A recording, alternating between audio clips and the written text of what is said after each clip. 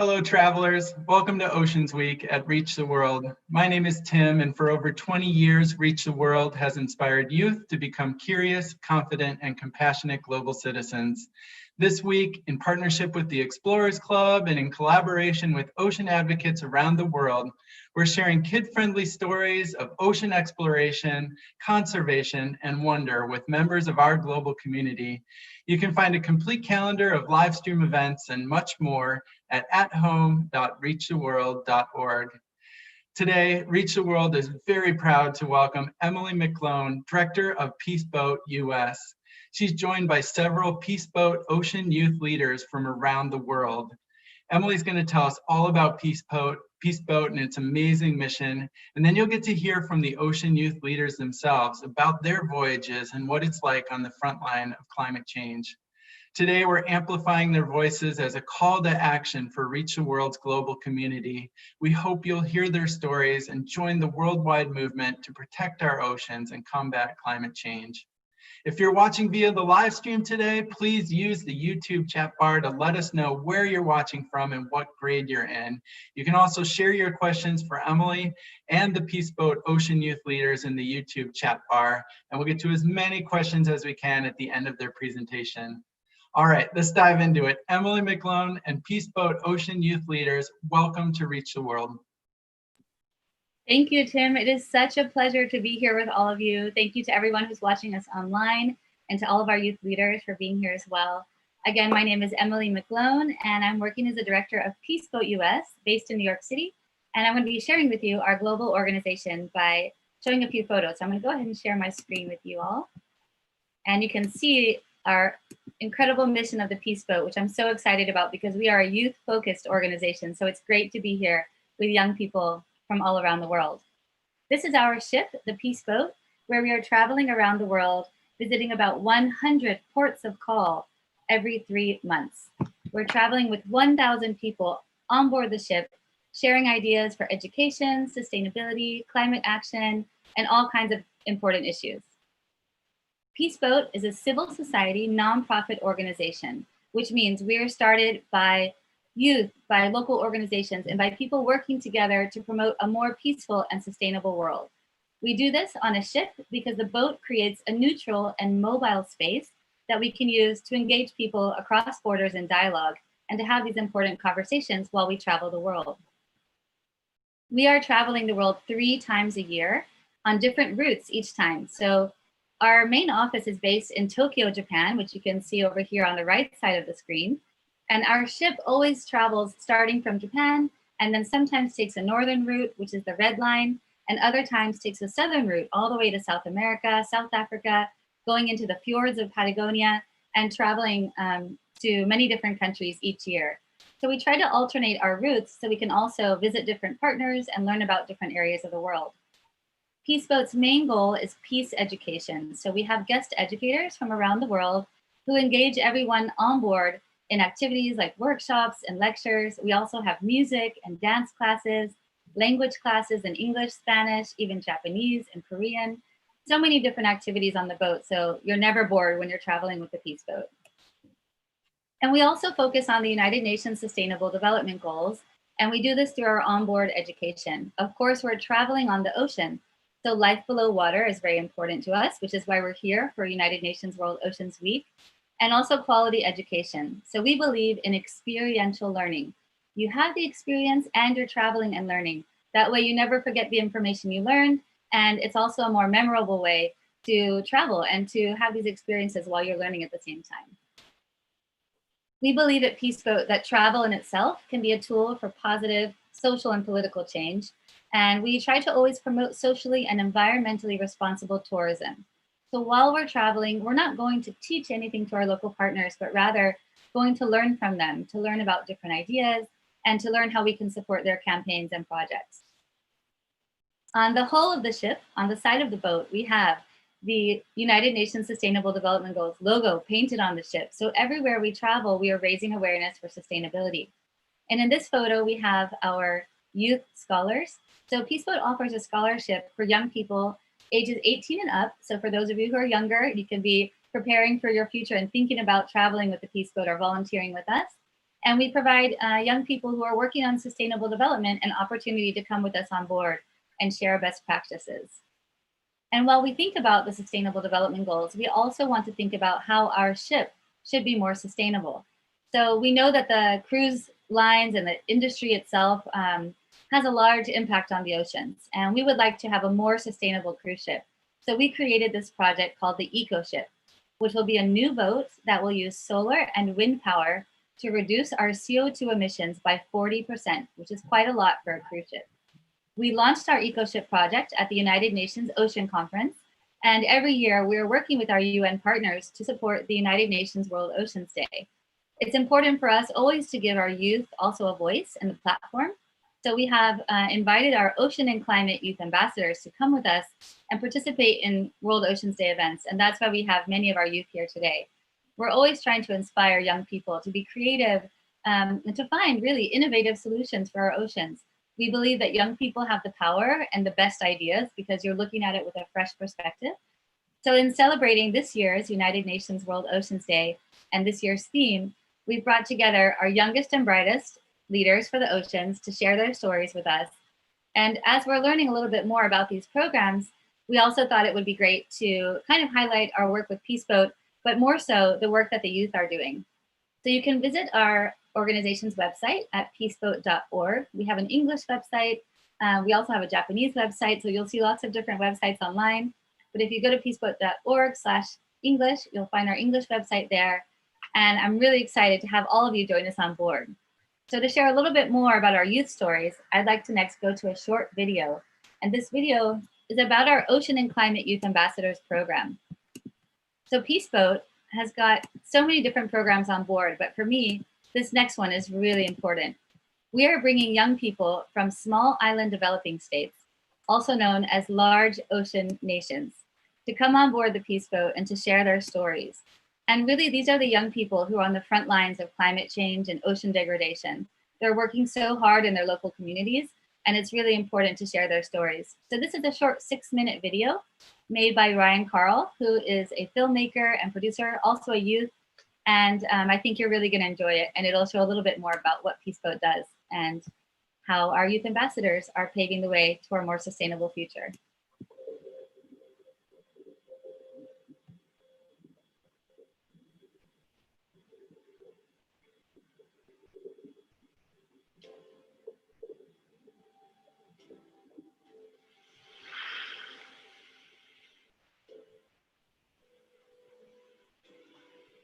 My name is Genevieve Chipa, and I'm from Fiji. Peace Boat has introduced the Ocean and Climate Youth Ambassador Program, which is a program that brings together youth from small island developing states to come together on a 3-week journey, share their stories about climate change and ocean degradation. Peace Boat travels all over the world to try to achieve the global goals. The Ocean and Climate Youth Ambassador Program specifically focuses on goals 13 and 14, which are climate action and life below water. We are here for the same thing with a common goal, to raise our voices, to share our knowledge, and to speak up for what we think is right. All of the ambassadors are from small island states which are affected by climate change. We physically see it in our islands. Peace Boat is bringing us together to try and find solutions and to get our stories told so that in the future we can have change. On this voyage, we are visiting ports in Stockholm, Denmark, Bergen, Reykjavik, Halifax, and New York. We started using the Talanoa dialogue in Stockholm when we began the program. Talanoa is a concept in Fiji and the Pacific, which means an inclusive and participatory dialogue. It's meant to be a very positive framing of an issue and meant to focus on solutions and how we can progress to make a better world. It is incredibly important to have more voices heard because different people could have different solutions and solutions that we might not know about. Climate change is a worldwide discussion. It is something that everyone has to be part of. So obviously it is people and young people, just as the ambassadors, but it's also NGOs, it's also businesses, it's also governmental organizations. With the Paris Agreement that was adopted in 2015 and the SDGs, we have an international framework, universal agreements that all governments around the world have decided to move forward to work towards a sustainable development that also protect the planet, but also has a focus on the well-being of people. But at the end of the day, it is a social transformation. This training program is about empowering people to not only be aware about the problem, but to live the solution.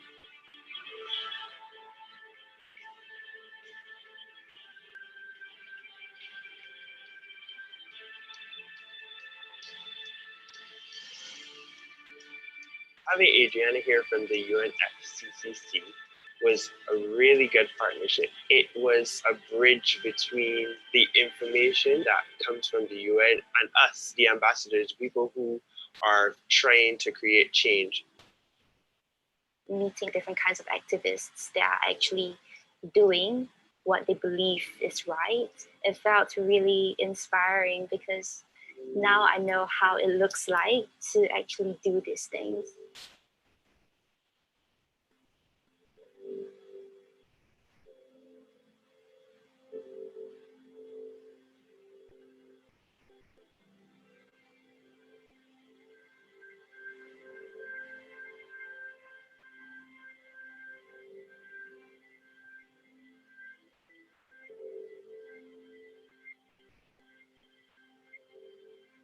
This is a really good chance to give voices to a younger generation where we believe the future is ours and we share the same goal and we share the same problems and we share the same passion for our survival. Hello, my name is Frances from Seychelles, and all the youth ambassadors have gathered here at the United Nations to talk about the program on Peace Boat and what we have learned. And we're happy to contribute to the high-level political part. Since we live on the island, we see the impact. I think the youth should be given more opportunities. Most of the time when there's conference, it's usually the ministers, the president that goes, but we don't have that platform to speak out. And I think that is very important. It's been a very inspiring journey for us. We didn't know each other and now we've been like families to each other. If that can happen, I hope that it transcends throughout our journey when we go back home and for the rest of our lives. Something new for me, really, really new. I have to take some actions. I'm pledging I will do something in my country.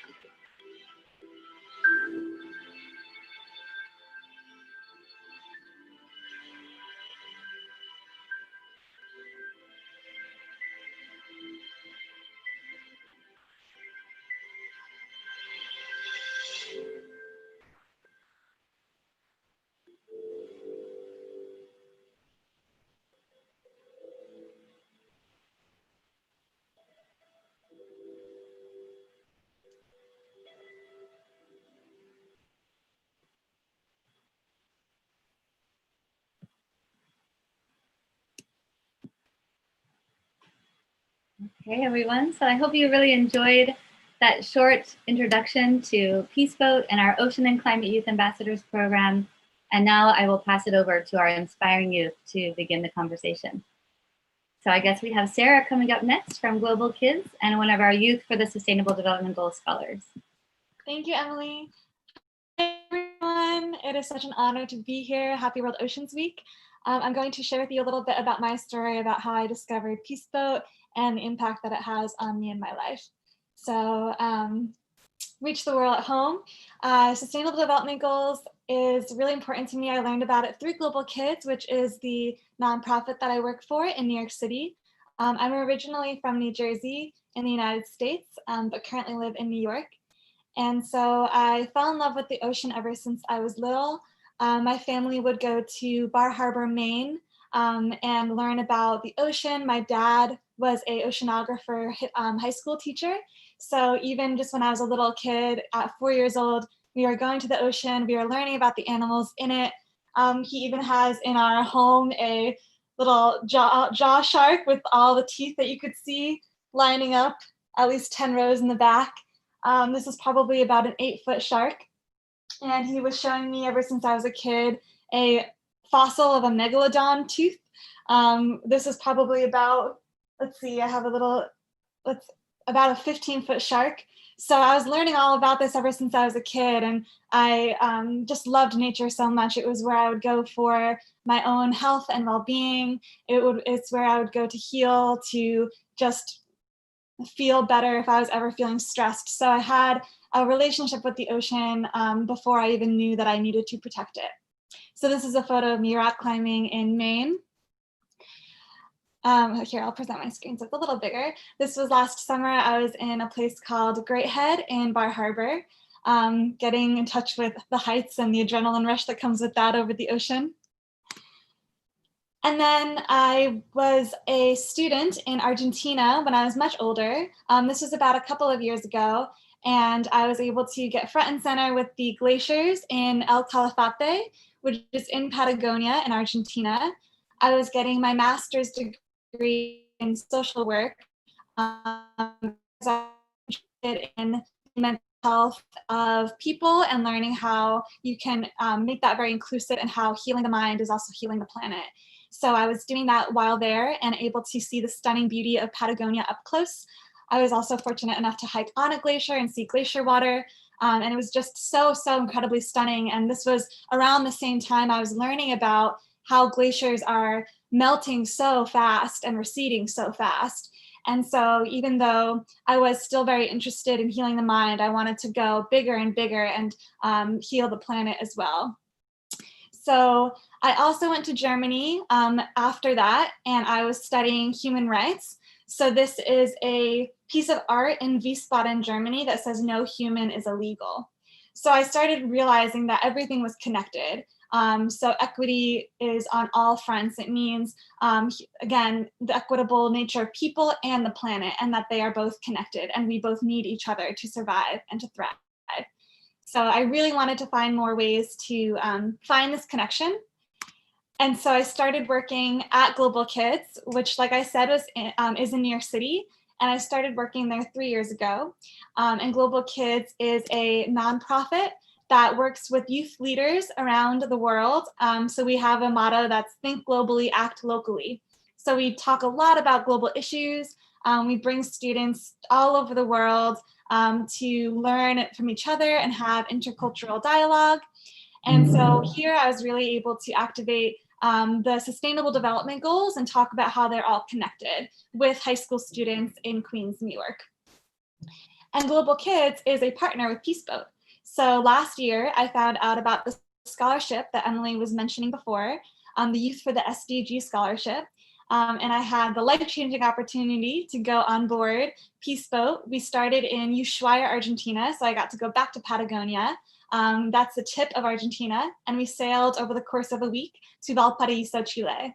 And we were able to go on a hike again to the glaciers and meet each other. So there were 7 scholars overall, and we were all from different parts of the world. You'll get to meet another one today as well that was on my journey. And we got to learn from each other and see what we were all doing in our respective cultures and locations around the world. And this glacier was particularly beautiful to see, but also sad to see how much it had receded just in most recent years. Talking to people that were from Ushuaia, saying that they see it with their very own eyes, how quickly it's melting.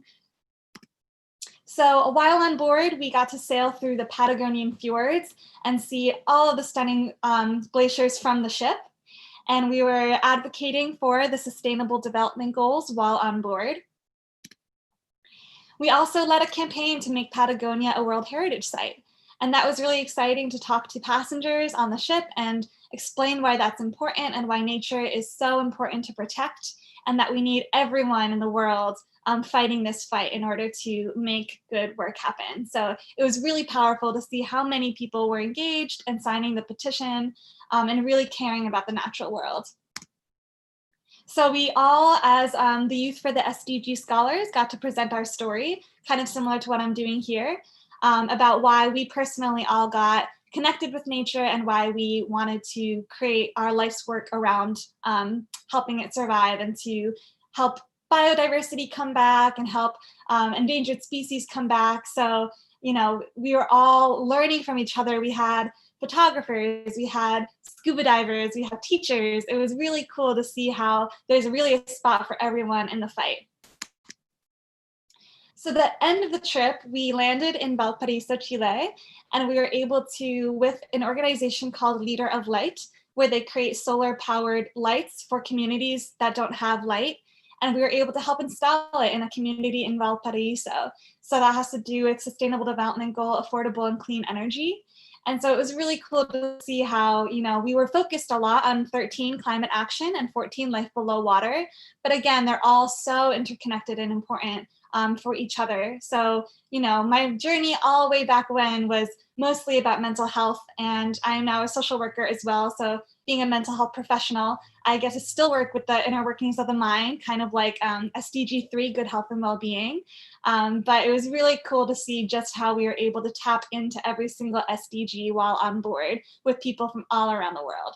So that is my presentation. Thank you so much for listening. And I really hope that you get engaged with this and learn more about how you can protect whatever you're passionate about in nature, because it is so important and nature is so resilient. So if we give it a shot, it can do magical things, and so can people.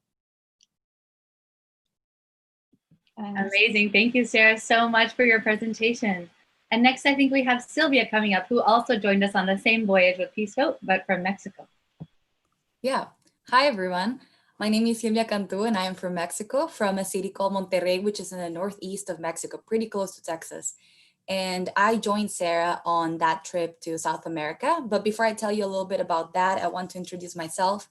I am from Mexico. I study in the US. I'm in my last year of university at Millbury College, and I'm majoring in political science with a focus on environmental policy. And I actually started in college studying history. But before that, I had been taking marine science for 2 years. So my background is pretty interdisciplinary. I realized that I loved the environment, but I also loved the stories that people would tell about the environment and how we made decisions to impact the environment. So I found that environmental policy was that sort of point where everything merged in a way that was meaningful and important to me. So it's been 4 amazing years. And throughout those years in college, I've been able to work with many different organizations and study abroad as well. I studied abroad in Brazil, in Rio de Janeiro last year. And while I was there, I did some scuba diving. I also led a lot of workshops for sustainable use of energy and how to tackle pollution. And all of these workshops were aimed at, you know, inviting kids and just the general population into these activities that sometimes feel inaccessible, but are really just for everybody. I'm also, well, I said it, I'm a scuba diver. I'm a certified scuba diver and a photographer. And my path towards becoming a scuba diver is pretty special because I always thought of that activity as a very, you know, distant, elite activity. And it is, to a certain extent, very difficult to access. But I was very fortunate that there was a group in my high school in Canada that had a scholarship so students could become certified for free.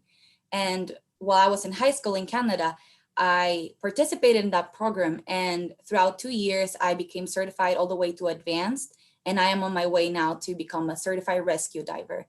So for those 2 years in Canada, I did a lot of scientific research. I would do population surveillance and control. We would try to see if there was any changes in the appearance, for example, of certain animals or plants.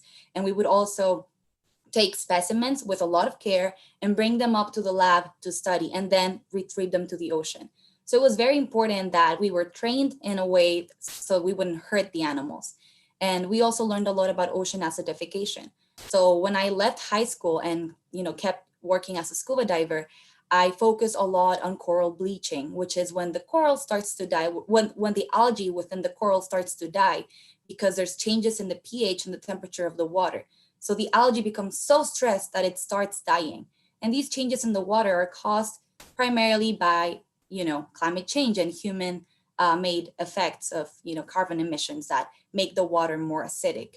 So I was doing all this research and at some point, before entering college, I realized, hey, these corals are bleaching. I can't handle this. This is too much. And it felt very overwhelming. It felt like I was doing something I loved, which was scuba diving, but I was seeing things that were just so sad. And I was thinking in my head, how can I do this? How can I help other people join me into making this, and stopping this? So I decided to study environmental policy to sort of integrate all those things. But I kept my work as a scuba diver, and now I've been focusing a lot on the process of storytelling and working with kids. So I remember when I was a kid, I really liked workshops, and I really liked when people would take the time to explain to me how things worked and why things matter. So now that I'm a bit older, I like to participate in those workshops, lead some of them, and talk to kids and young people about ocean acidification. And also this other thing that I do, which is photography.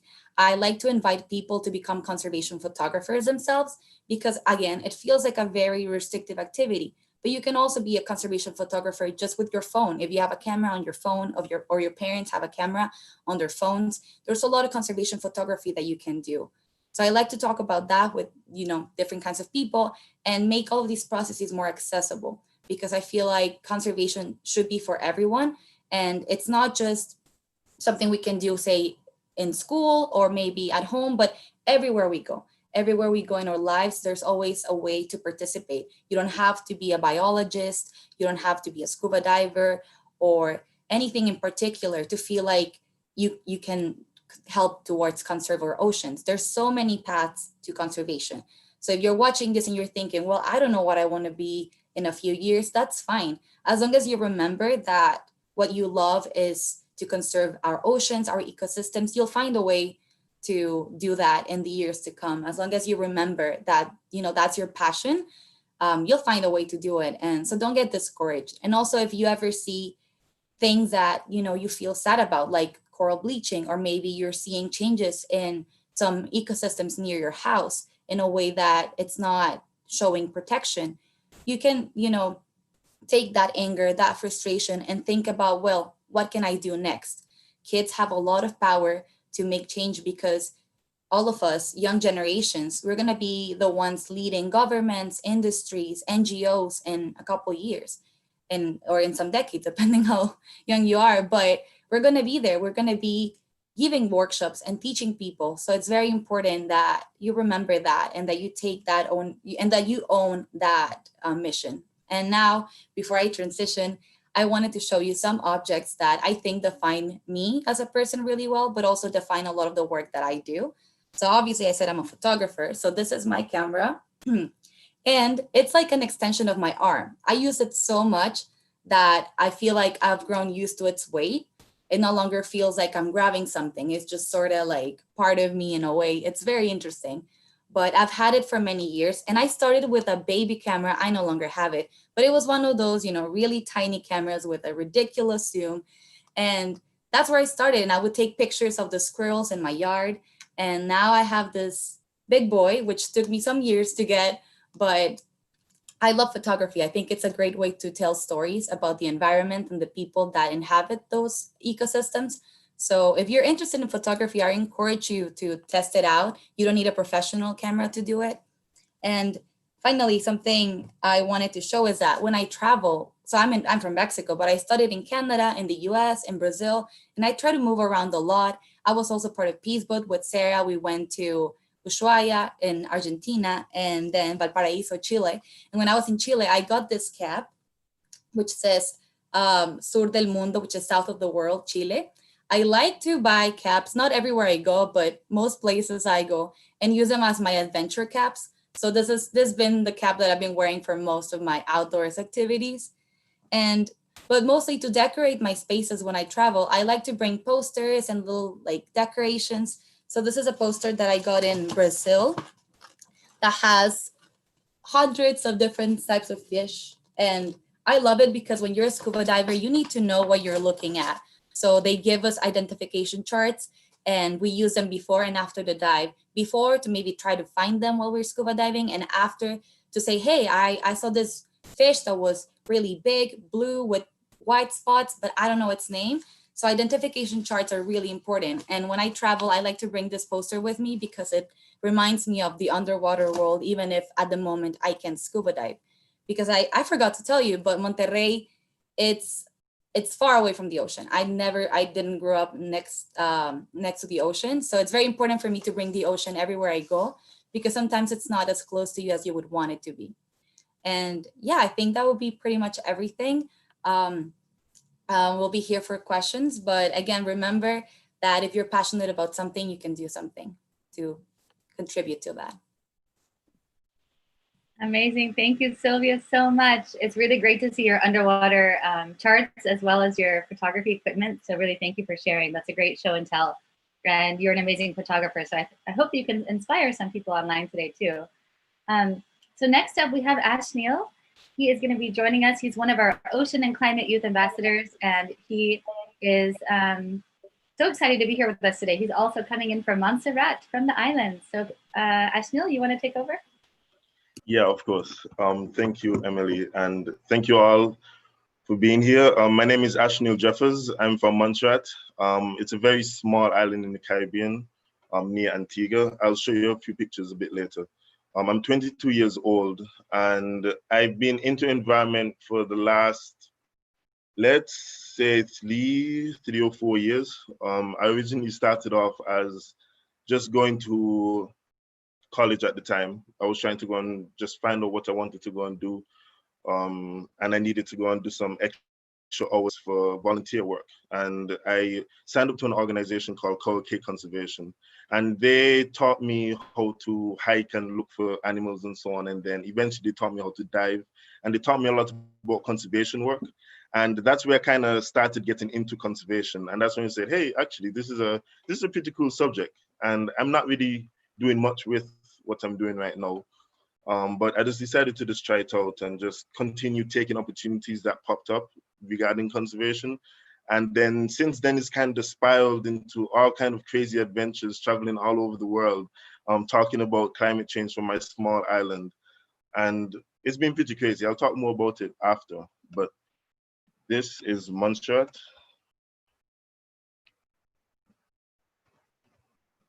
Yeah. So this is Montserrat. We are often called the Emerald Isle of the Caribbean. And as you can see, we have a lot of shades of green. So Montserrat is this island right here, or it's right here. And it's near Antigua and Barbuda. It's near Antigua and Barbuda, St. Kitts and Nevis, and Guadeloupe. You might have seen it, you might not have seen it, but ever since back in 1995, we had a volcanic eruption, which I'll talk a bit more about as well. But these are some pictures of Montserrat. This is one of the beaches. Because we're a volcanic island, we have black sand instead of the traditional white sand, and we're pretty pristine. We only have a population of about 4,900 people, give or take. And before that, we had a population of about 12,000, 13,000. So here's some more pictures of Montserrat. As you can see, it's very beautiful, and we live near the ocean. These are some pictures before the volcanic eruption.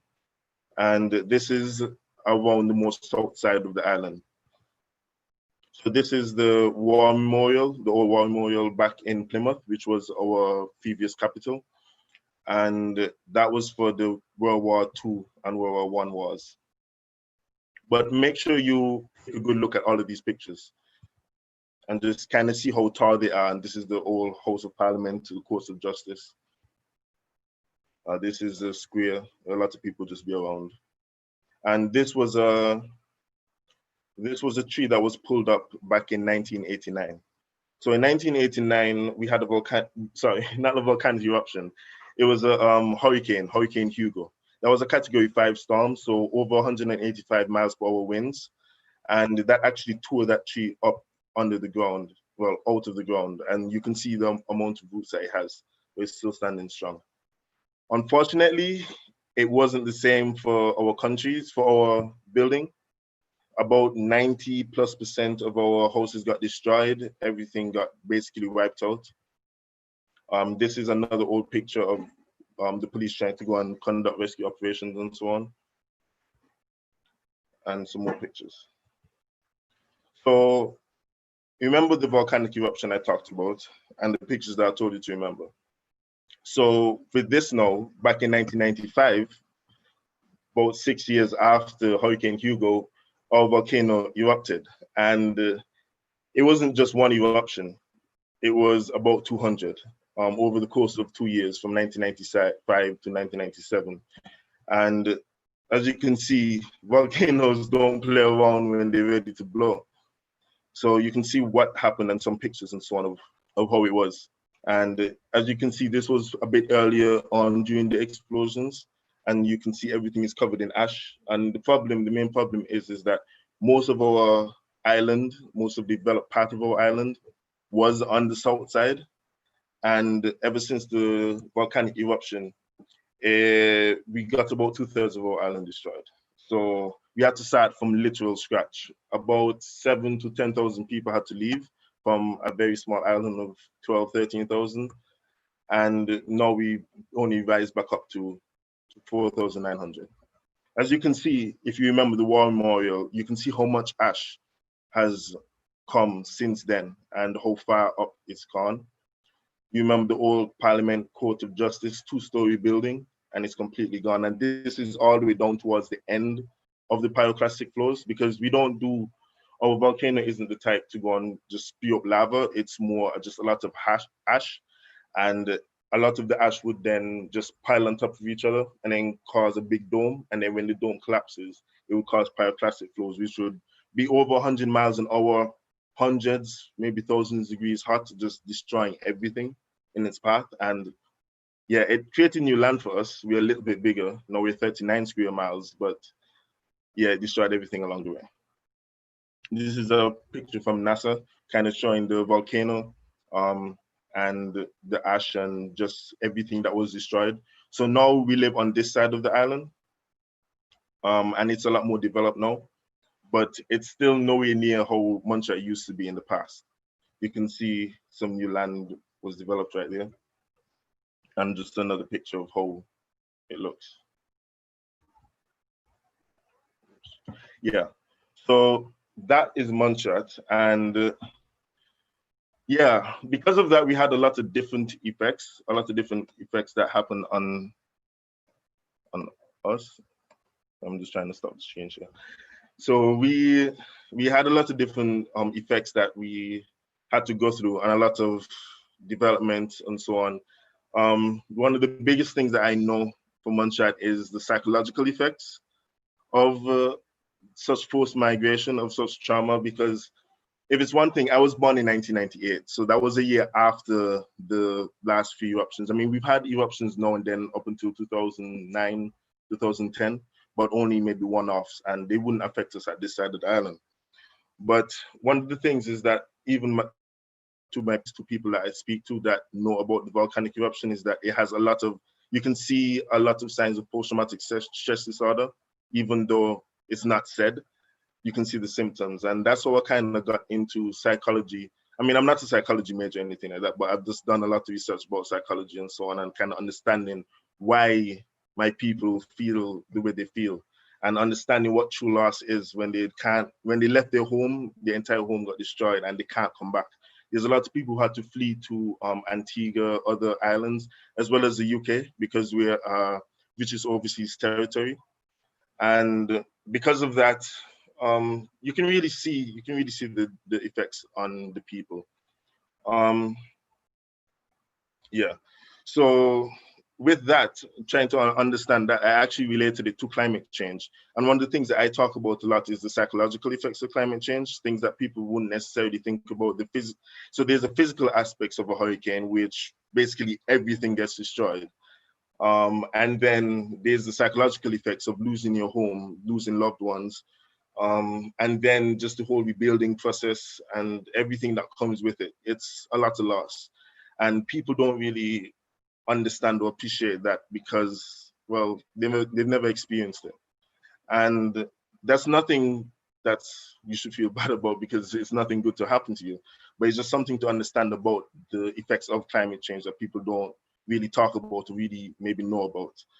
In terms of what I'm doing for Montserrat, I do a lot of different things. I try to keep myself active, even though it looks like paradise, but there's really nothing to do because there's so little people and it's such a small space. So don't get jealous. Most of the time, I just try to keep myself busy. I'm in the youth parliament. I'm the leader of the opposition, and I try something that would change in Montserrat there. I try to do business and so on. I'm really into entrepreneurship. So it's just about finding little problems in Montserrat to go and try to fix. Mainly what I'm doing is just website stuff. So I've learned how to build a website probably just a few months ago, I learned. And since then, I've been just building websites for Montserrat, trying to go and get a few things. I've started a blog recently called realityshift.net.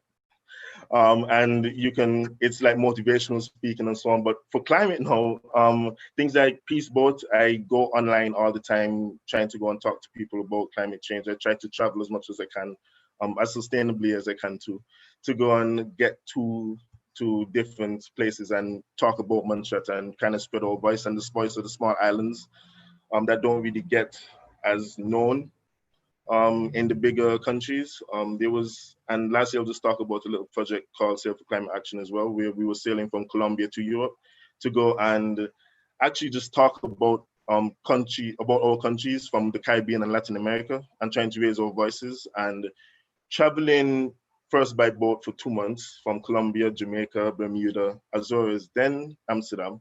Then after that, go through Europe, about 8 different countries, and get our voices heard and try to create partnerships, create deals, create just development and awareness of our islands. That got cut short in Bermuda because of the coronavirus, so that's why I'm here. But we're still trying to go and do what we can. And that's really just to show that no matter what happens, you really shouldn't give up with what you're trying to go and do. And even when the worst happens, you really should just keep on pushing, even whether it's for something with the environment or something with your personal life. I just say to just keep on pushing as much as you can. But thank you, and I hope that you learned a bit about Montserrat. Thank you, Ash. That was a great presentation, and it's always great to see more about your home island, and also just to hear from you. Being on the base of the coastal region, it's great to hear from your voice. So I'm going to go next to his colleague, another Ocean and Climate Youth Ambassador, Khadija Stewart from Trinidad and Tobago, who is calling in from London. Hi, everyone. Good evening, good morning, good afternoon. I am not familiar with time anymore. It's a foreign concept. As Emily said, I am also an Ocean and Climate Youth Ambassador from Trinidad and Tobago, and my name is Khadija Stewart. Last year, I joined Peace Boat for the 101 voyage. Ashe, by the way, is also in those pictures. See if you can spot him. But yeah, we sailed from Malta throughout Europe, and then we ended in the US, in New York, for World Oceans Day. And for me, one of the biggest things with being on a peace boat was seeing different cultures, especially seeing people from small island developing nations come together to share our stories. You know, we are all so far apart, yet the ocean is deeply embedded in our being and in our cultures. And with that, we were able to unite, to share our stories, to share our messages with NGOs, government officials, and with the passengers on board. You know, and for many of them, they look at climate change as our problem, as, you know, they disassociate themselves with the impacts of climate change because they come from developed nations, and they are not at the forefront of the impacts. So when we were speaking, you know, some people would come up to us and be like, oh, sorry to hear, stuff like that. And then we had to reevaluate how we were distributing our messages and for them to realize that there is no disassociation of the impacts of climate change. Even though we are at the forefront of the impacts, this is something that is going to affect all of us. So we really strive hard to get that message across to everyone we were interacting with. One of the biggest things on the Peace Boat was the World Oceans Day celebrations. If you can see in the picture where all of us are performing different cultural dance, and it's a dance choreographed by one of the ambassadors from Tuvalu, and it incorporated steps from each of the different islands, right? And we are all in our like in our own world, everybody is doing a different move, etc. But collectively, we all look great, and I think that that speaks to what we were doing on the boat with our mission. You know, we all had our different stories, but collectively, we were able to come together to share our message. For World Oceans Day, we were also allowed to go to the Explorers Club. We went to the United Nations for the Oceans Day ceremony. And fun fact, a few years ago, I had the opportunity to visit the UN headquarters. And, you know, while I was there, I was just like, I hope one day I could come back here. And I just feel like I just had this longing to come back to the UN and to contribute something, just something. I just wanted to go back and do something. And then the Peace Boat allowed me that opportunity to go and witness the opening ceremony, and not just also to be present in space, but I was also given the opportunity to share my voice and to share my story on a platform with other youth leaders and with great organizations. So that was exceptional, right? So back home in Trinidad, what I do particularly is I founded an organization called Eco Vibes Environmental Creatives, and I focus on education and outreach activities, just to try to inspire young people. I mean, I'm young, so yeah, to inspire other young people my age and even younger kids, from as small as 5 years old, because a lot of times we think that, you know, little children can't learn these things, but they can, and they do understand the concepts, and they have very fresh and innovative ideas. So it's important that we tap into all the generations existing to tackle this problem of climate change. For me, especially, as I mentioned, tapping into the different generations, etc. We all have our tools and our capabilities to go out there and fight the climate crisis, or to deal with ocean degradation or any other environmental issue, right? But for me, my tool especially is writing. So I started an environmental blog, and it's called Eco Vibes, right? And this is how I see myself being the change more than anything else, by raising awareness through my words, right? Because it's very easy for people to get lost in the world, or to have, like, I want to say, misinformation being distributed out there. And for me, I am currently on my second master's in climate change and development, and I feel like I have a lot of knowledge in this big old head of mine, so I could share it with the readers out there and raise awareness to these certain issues that are existing, so that people could, one, be aware of what is going on, because a lot of times people aren't aware of what's going on, and two, feel inspired to make a difference and to go out there and be agents of change. And presently, I am working on a project called, oh, Emily, you can switch to the next slide. Yeah, I am working on a project, well, two projects. I'm working on a children's storybook, because as I mentioned before, my tool is writing. This is how best I see myself fitting in the space of tackling conservation and climate issues. So I'm working on a children's book called Anna's Eco Adventures, and it's basically a little girl traveling throughout the country of Trinidad and Tobago, reconnecting with her environment, learning and understanding the importance of her environment while having fun, right? Because at the end of the day, environment is something fun that we are all connected to and we all enjoy. And I'm also working on a documentary series called See Our Seas. And the purpose of that, again, is to raise awareness. A lot of times, the oceans is something that is out of sight and thus out of mind. So we don't feel compelled to protect it or to care for it. You know, it's just, that's something by the way, right? So if I could bring to the forefront what is happening in our oceans, all the ecosystems that exist within our oceans, all the dangerous activities that we as humans are doing that is impacting, for example, the sea turtles and whatnot in the oceans, then maybe, just maybe, we could rally enough people, get them to care, and then, you know, form a movement or wave of change, right? And for me, my biggest message to you guys is there are a lot of trends out there, and it's very easy to post something on Instagram or to attend a climate strike. But then what? But this is not me condemning you for attending a climate strike. This is just me trying to get you to think deeper. Like there's more to it. So you've attended a climate strike. Are you signing petitions? Are you out there planting trees? Are you cleaning beaches? You know, there's always more that could be done. And I know it's very overwhelming and it could feel ridiculously daunting, right? But it's also easy to get caught up in the hype and to get caught up in the trend. So I really, really, really want to encourage you to equip yourself with knowledge. If you are knowledgeable on the topics, then you can't be fooled. And you could really go out there and let your voice be heard. So a lot of times people think that, you know, children, their voices can't be heard, etc. But if you are knowledgeable enough in the topic, then no one can silence you. And you mustn't let anybody silence you for that matter. Let your voice be heard and share your ideas, your thoughts, etc. Right? But really, tap into whatever tool it is that you see fit. So I mentioned social media before. There's so much more you can do with social media.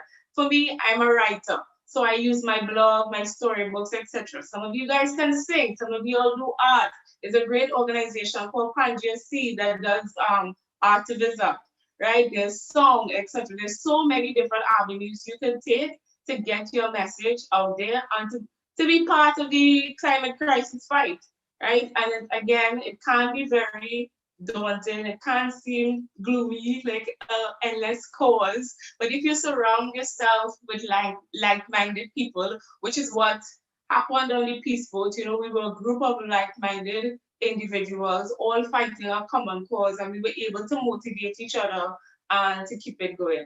So again, I just really want to reiterate to equip yourself with knowledge and to go out there and be agents of change. So that's it for me, and we will be taking any questions that you guys have. So take it away, Tim. Thank you so much, Khadija, and thank you all for those wonderful presentations. I really am just struck by how you've each come from different places and different backgrounds and interests, but you're united by, you know, some very common goals. And it's just inspiring to hear your stories and to hear your recommendations and messages for young people, no matter where they are, and how they can join the fight against climate change and protecting our oceans. So thank you so much for joining us today. I have a couple questions on the chat. I know we're running a little over on time, but I want to get to a couple questions because it's such a great opportunity to ask you right here. Alex, who's a 4th grader in the US, is wondering, and I think this is a question for each of the youth on the call, what was your favorite part about being on Peace Boat? Like, what was your favorite part about the experience of being involved with Peace Boat in that journey? Why don't we start with, let's see here, let's go the order we presented. So let's go Sarah, Sylvia, Ashe, Khadija. Sure, so thank you for that question. That's a great one. I honestly loved singing on board. There's a karaoke part where people got to come together and sing, and it was really awesome to have everyone just like have a moment to, even if you didn't speak the same language, just like be sharing over music. So that was my favorite part of Peace Boat. I think my favorite part of Peace Boat is the community on the ship, and also when we were traveling around Argentina and then Chile, how we saw the glaciers. The people would come to the deck and they would just like stare at the glaciers for hours. Some people would dance, some people would cry, some people would like play music. Just all the feelings when people were seeing the glaciers. A lot of people were seeing them for the first time. That was my first time seeing glaciers. So I think to me, that was one of the most memorable moments, not just seeing the glaciers, but being with so many people at the same time and sharing that experience. No matter how different we were, you know, we were coming from different countries, different backgrounds. It was a very lovely, memorable experience. All right, so for me, it was definitely just being on the ship, like just being able to travel, because I love traveling, but I don't have any money. So to be able to go on top of such a journey and adventure to so many different countries and experience so much different cultures, it was just amazing. And then being able to also be on the ship and experience a bit of Japanese culture as well, since I love anime. And it was honestly, it was just meeting the people and just experiencing new places. Okay, so what I really enjoyed about the Peace Boat was connecting with the other youth ambassadors. I feel like we are all really good friends at this point. Yeah, I mean, the food was good, all the activities and whatnot was good, but it was really that friendship that we built, that bond that we built. So, like, for example, one of the youth ambassadors, Elsie, she is the illustrator of my book, and she is from Palau. You know, our next youth ambassador, um, not from Singapore. I'm working with him on getting this documentary going, you know. So it's really just the bond and the friendships that were formed and the ship that I think that was the most memorable part for me. All right, thank you all, and thanks for the question, Alex. I really love how you all have found each other and are creating this network of youth who all care so passionately about these issues. And I'm hoping that all the Reach the World students who are watching the live stream or are watching this recording after the fact will feel like they have friends now in Montserrat, and they have a friend in Trinidad, and they have a friend in New Jersey, and they have a friend in Monterey, and they're a part of this too. So I know we have an educator on the live stream who is wondering, and maybe this is a question for Emily, how can her students and students across the US get involved?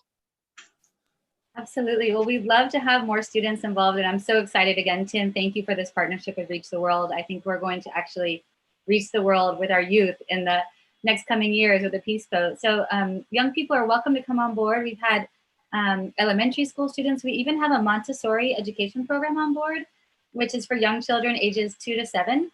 And then, of course, older than that are always welcome on board too. So you can contact us on our website.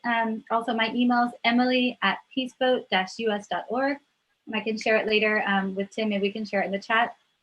And I'd be happy to welcome you on board. Anyone is welcome to join the Peace Boat. So it's just as simple as registering on our website and jumping on board.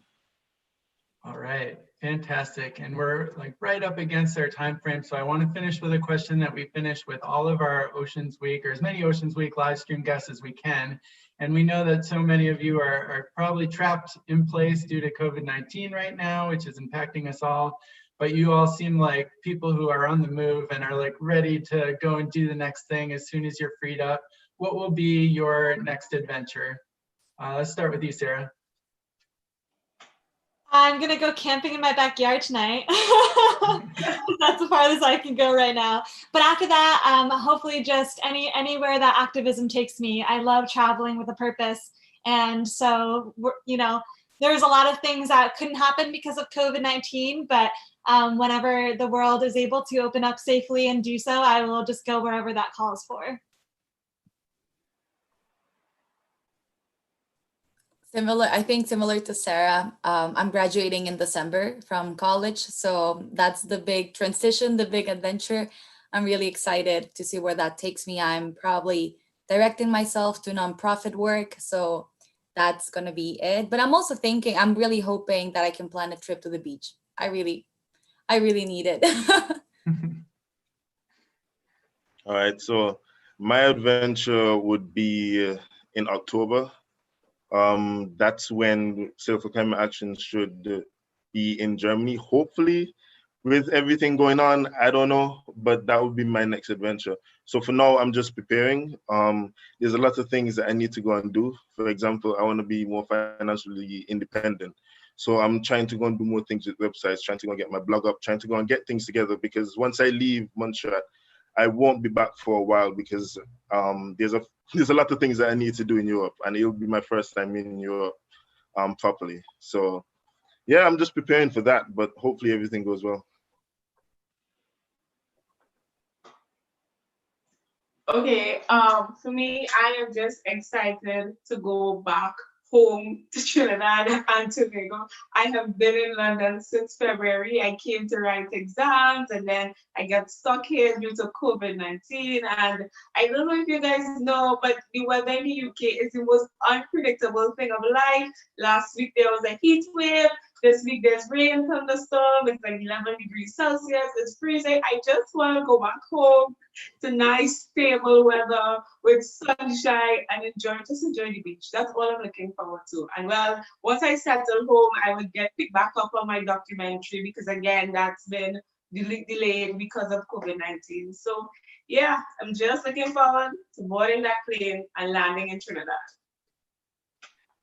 Well, those are all fantastic future adventures. I wish you luck achieving them all. I really want to thank you sincerely from Reach the World and all of our students for being here and sharing your inspiring messages today. I know that our listeners are super excited about oceans and the mysteries and the wonder and the power of the ocean this week. And you gave us a lot of really great concrete suggestions for how they can get involved this week. So with that, I'm going to have to say goodbye. I want to thank Emily and the Ocean Youth Leaders for joining us today. Thanks to our entire YouTube live stream audience as well. Today is sadly the last day of Oceans Week, but we are not finished yet. Our final live stream event is a Spanish language event this afternoon in which we're going to be learning about coral restoration efforts in Mexico. So we hope we'll see you there. Check out the complete list of Reach the World's events and find links to recording of our past Ocean Week events at athome.reachtheworld.org. Thank you all so much. Happy Oceans Week, and I hope we'll see you again soon. Thank you. Bye, everyone. Bye. Bye.